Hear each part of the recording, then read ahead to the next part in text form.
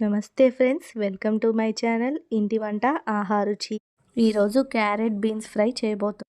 దానికోసం ముందుగా స్టవ్ మీద కడాయి పెట్టి 1 కప్ ఆయిల్ వేసుకొని ముందు పచ్చిమిర్చి వేసి పక్కకు తీసుకోవాలి.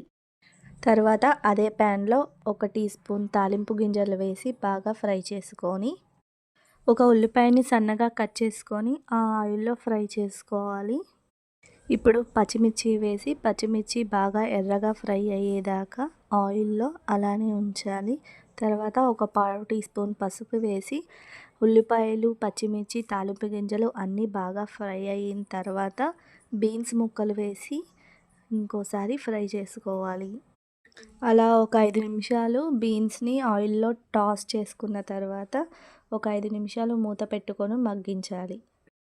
ఇప్పుడు ఒకసారి మూత తీసి గరిటెతో తిప్పిన తర్వాత క్యారెట్ ముక్కలను కూడా వేసి బాగా టాస్ చేసుకోవాలి. ఒకసారి బాగా మిక్స్ చేసేసుకొని ఇప్పుడు మసాలా కోసం మిక్సీ జార్ తీసుకొని ఒక చిన్న కప్పుడు కొబ్బరి ముక్కలు, తర్వాత 4 వెల్లుల్లి రెబ్బలు, 2 చెంచాల మినపప్పు, 4 ఎండుమిర్చి వేసి బరకగా మిక్సీ చేసుకున్న తర్వాత పక్కన పెట్టుకోవాలి. ఇప్పుడు ఒకసారి కర్రీ మూత తీసుకొని ఎలా కుక్ అయిందో చూసుకోవాలి. బీన్స్ ముక్కలు, క్యారెట్ ముక్కలు బాగా మగ్గిపోయిన తర్వాత 2 చెంచాల ఉప్పు వేసుకొని ఒకసారి బాగా మిక్స్ చేసేసుకొని మళ్ళీ ఒక 5 నిమిషాలు మగ్గించుకోవాలి. ఇప్పుడు మగ్గిన తర్వాత ఒకసారి మూత తీసుకొని 1 చెంచా కారం వేసుకోవాలి.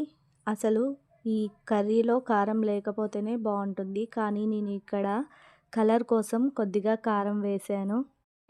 ఇప్పుడు మనం మిక్సీ చేసుకున్న పేస్ట్ని అంతా క్యారెట్ ఫ్రైలో వేసి బాగా కలిసేలాగా మొత్తం తిప్పుకోవాలి.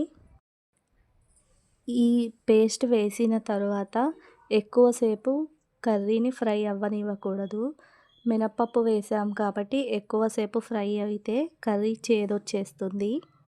పేస్ట్ వేసిన తర్వాత ఒక 5 మినిట్స్ ఉంచి గ్యాస్ ఆఫ్ చేసేసుకుంటే అంతే, ఎంతో టేస్టీ హెల్దీ అయిన క్యారెట్ బీన్స్ ఫ్రై రెడీ.